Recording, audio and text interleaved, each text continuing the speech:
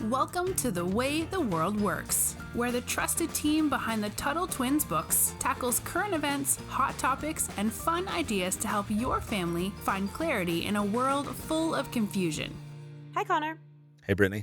So, entrepreneurship is a big theme and part of what we do here, I think, because one, we're just very passionate about it. It makes the market go round. In fact, Connor, if you want to talk, I know we've talked about this before, but a little bit about the children's entrepreneur market that you work on. Yeah. Yeah, no, that this is a big project that we're actually taking nationally. So let's see, this year we're in Utah, Arizona, Colorado, Pennsylvania, Tennessee, and Michigan.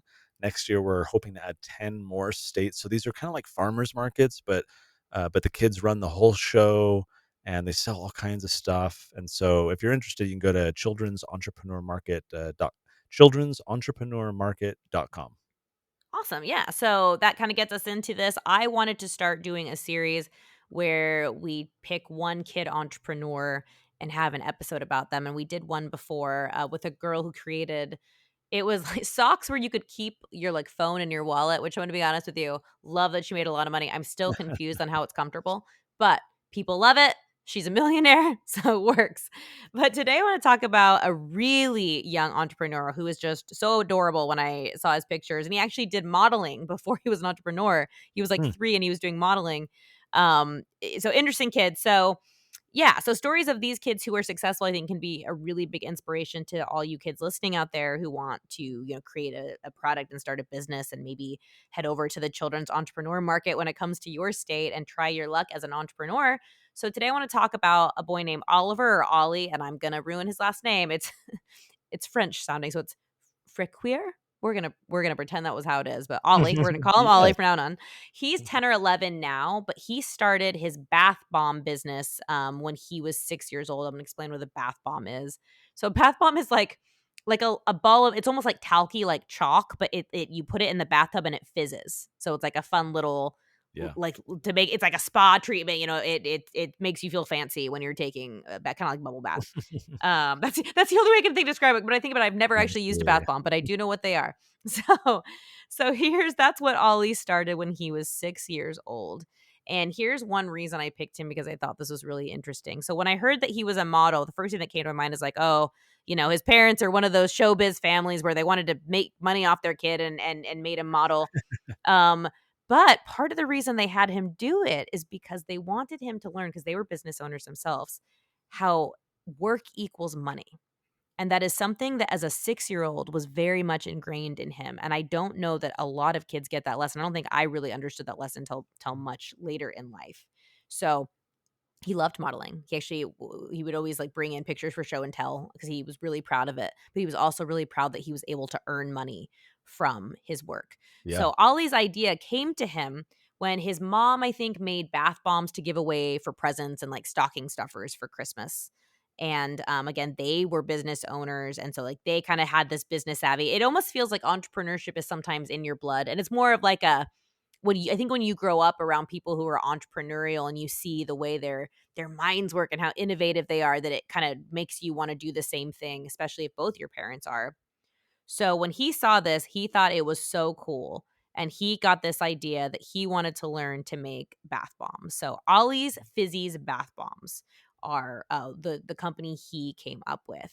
Now, bath bombs again are they're just like in little balls. They're colors though. Sometimes they're like purple or red. They're fun little Right. colors, but they're marketed for adults, right? They're not really kids don't really go in and say like, "Oh, I'd like a bath bomb." Usually, at least when I was a kid, you had like the bottles of bubble bath that had like a character's head on. Do you know what I'm talking about? Like on the Oh, yeah. like on Yep.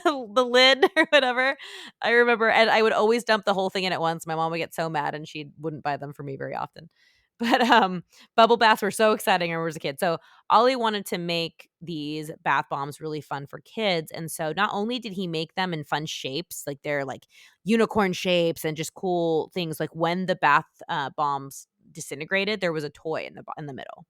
So, that was really cool, right? So it's something that kids could look forward to. It's almost like I don't know if they still do this. When we were kids, there would be like a toy in a cereal box, and you had Oh, to yeah. like dig for it. I don't Yeah. even know, do kids still eat cereal? I know now it's like people are like, "Oh, it's all sugar," which it is, but we ate that when I was a kid. So We I ate a don't know lot how of it stuff works. that people don't eat anymore. Yeah, yeah, yes, we do. So yeah, so he made this so it's kind of a fun way to get kids to want to go do bath time because I know that when I've, babysat my nieces and nephews, it's hard sometimes to get little kids into the bath. And I think also because they know it means it's almost bedtime, right? And one thing I like about these entrepreneur stories, and I actually got this idea from the way the Tuttle Twins villain book is formatted, and that is it's really great to tell a story of someone you're gonna get something out of that, but at the end of each chapter of that book, it's about, like, the lessons we can learn, and I really like that, and so when I'm sharing these kid entrepreneur stories, one of the big questions I want all our listeners to be asking themselves is, like, what problem was this entrepreneur solving or what question came to their mind that they wanted an answer to. And so in this case, it was something like how can we make bath time fun for kids, and this bath bomb idea brought Ollie so much joy that he thought it would be great to pass it on for other kids. But here's the other thing, before he started the business, he wanted to make sure that this idea had legs, as I say, like that this idea could actually go somewhere. And so he had the idea to do product research, and I think every story the parents are always like, "Oh, he thought of it all on his own." And you're like, "Did he?" But after like seeing some interviews and stuff with this kid, I'm like, actually this kid may have come up with this on his own." Hmm. So he wanted to do some market research to see if other kids felt as excited about these bath bombs as he did. And so for show and tell, his teacher asked everyone in the class to bring something that they had made that made them feel really proud or very creative or very excited. And so Ollie, of course, brought these bath bombs he made, and all the kids loved them. They went crazy for them. And so then he decided to make one for his friend's birthday. Everyone had to bring a gift, like it was a birthday party. And his friend loved the bath bomb he made. So he's thinking, okay, there's demand for this now. This seems like this could be a good idea to turn my idea into a business. And his parents were obviously very business savvy already, like I said. And they're also very supportive, and so they were helping him run the business. So his dad does all, like, the graphics for the marketing and the packaging, and it was funny, one of the mom was like, "And he has to help carry, like, the stand," when they set up at, like, farmers markets and stuff. So the dad's the muscle is what they called him. And then the mom actually makes the bath bombs.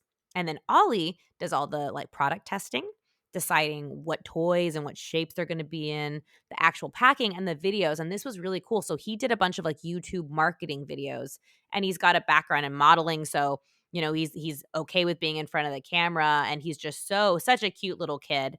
So he was able to take this idea and start making it into his own little empire, which I think is so cool. And I'm always, to be honest with you, Connor, I'm always a little bit jealous of these kids because I think like, why didn't I do that when I was little? Why didn't I come up with a better business than fixing mechanical pencils, which I did make pretty good money off of.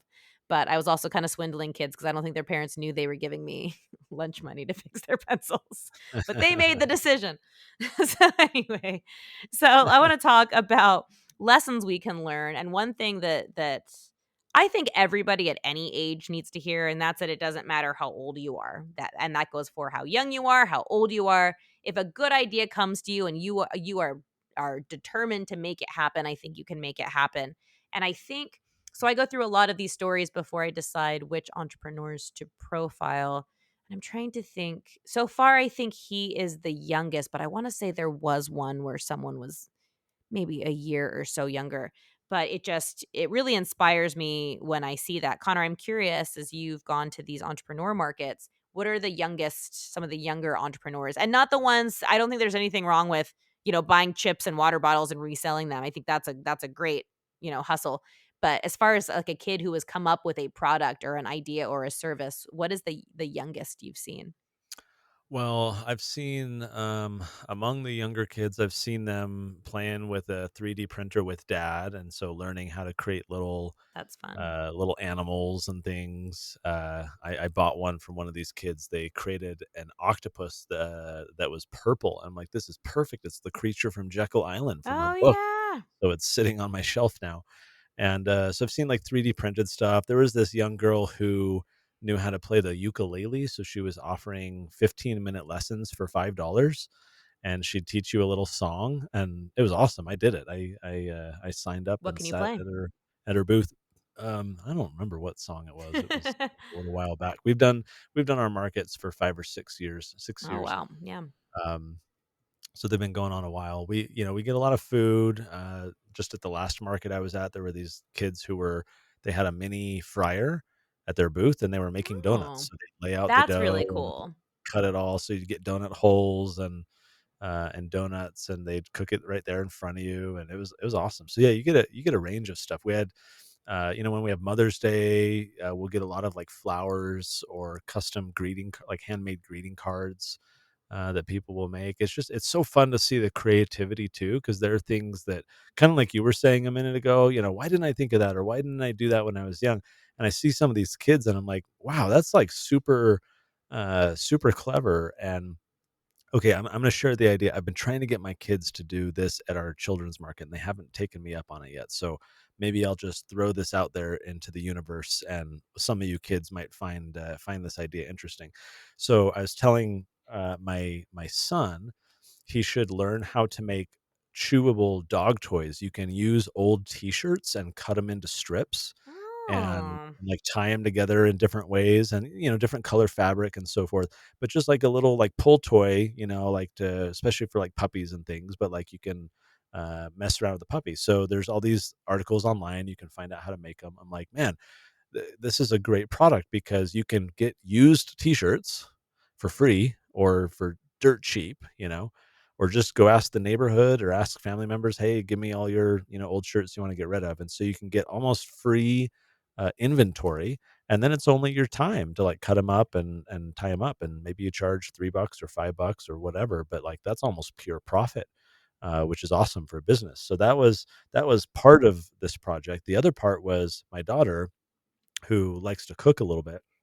I suggested to her that she learn how to make dog treats, and even make them like organic and healthy or whatever, and come up with find some recipe online and make dog treats. So then I was like, guys, so we have a booth, and you have dog toys, and you have dog treats, and then you find someone in the neighborhood who has a puppy, and you rent the puppy for the day. You say, "Hey, can I take the puppy off your hands?"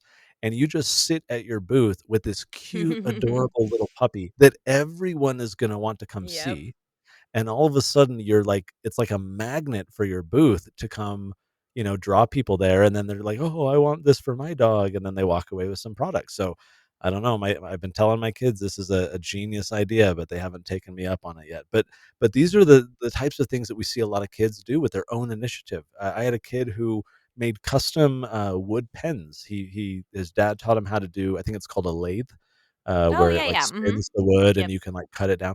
And so he had made these beautiful little custom pens, and he put a little ink thing in the middle, and they worked great, and it was awesome. And so I bought one of those. So it's just fun to see, like, and I'll end with this. Like, I don't think that every kid necessarily needs to be an entrepreneur. Like, I don't think everyone is wired that way, because being an entrepreneur is really, really hard work. And some people are just fine to have a normal job, have security, and so forth. And that's fine. But what I think is powerful about every kid experiencing entrepreneurship is that it trains you to think of other people, right? We said before that entrepreneurship, it's about creating value for other people. It's about going around your neighborhood and looking and say, what do all the houses around here need? Oh, look, we get a lot of bad weeds in our neighborhood. What if I started a service, pulling weeds, or hey, there's a lot of older people, but they have lawns. Maybe I can offer to mow their lawns. Or oh, we have a lot of dogs. I'll clean up, dog doo doo on people's yards. Like, identifying what other people's problems are, and then you go solve those problems, and they will pay you money. Literally today, like, I'm so busy, and my wife's been out and I've been out, and so we've got a bunch of weeds in our yard. So I paid someone else to do it. It's like, I don't have time. The weeds are getting big. Someone else needs to come fix this. There's so many problems we have in life. And if you can be the solution to someone else's problem, you can be like Ollie. I mean, maybe this, I don't know what the solution and the problem is for bath bombs. I guess it's just, you need to smell good Or getting and kids to wanna take a bath at night. yeah, okay, there you Yeah, go. yeah. Have some fun with getting in bath time. I like that. So for parents, they can say, "Hey, this is a fun way to keep my kids entertained and engaged in the bathtub." So whether you're not you're going to be an entrepreneur, for kids, it's really good to think about problem solving, and it's good to think about how to create value for others, even if you never end up in a entrepreneurial. company of your own, no matter where you work or what you do, those are the attributes like Ollie that you're going to think outside the box. You're going to be creative. You're going to help other people. People are really going to like to be around you when you have this type of mindset, because it's so helpful to have someone who's trying to fix problems and create value. So all these stories inspiring. There's so many more. Again, for the parents, the website, if you're interested in the markets, is children'sentrepreneurmarket.com. You can find it all over social media. If we're not already in your state, we'll be there soon. We're taking this project national. This is a Tuttle Twins project. So we're really excited by it. We have a ton of fun, and hopefully we'll see you at one of these markets. Brittany, great as always talking. And until next time, talk to you later. Talk to you later. You've been listening to The Way the World Works. Make sure your family is subscribed and check out TuttleTwins.com for more awesome content.